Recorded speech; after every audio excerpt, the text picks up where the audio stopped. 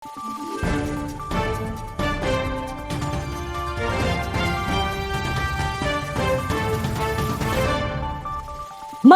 araw, Pilipinas! Ito ang Valiente News hatid sa inyo ng Office of the Vice President.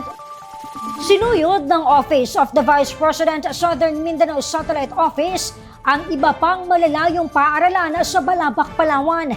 Isa nito ay ang Buala Ramos Elementary School. Narito ang ulat ni Jera Gomez. Sinuyod din ng Office of the Vice President Southern Mindanao Satellite Office ang iba pang malalayong paaralan sa Balabac, Palawan. Ngayong araw, ang pangalawang araw, pamamahagi ng OVP Southern Mindanao Satellite Office ng pagbabago-bags dito sa Palawan. At ang una nating paaralang pupuntahan ay ang Buala Ramos Elementary School. Mahaba-haba ang biyahe at lakaran bago marating ang paaralan.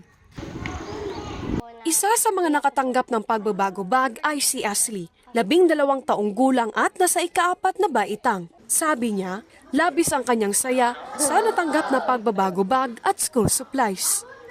Masaya ka ba? Opo, masaya po.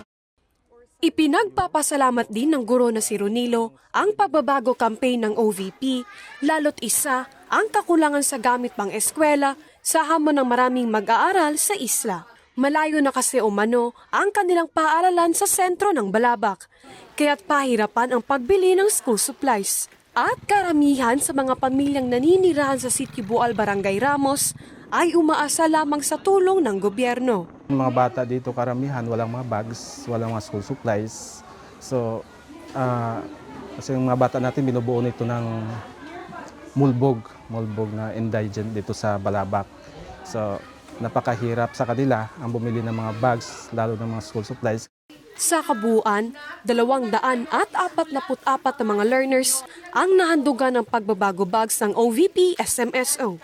Umaasa naman si Teacher Ronilo na tulad ng OVP ay mapuntahan din ng iba pang mga ahensya ng pamahalaan ang kanilang paaralan upang mas marami pa mga mag-aaral ang matulungan.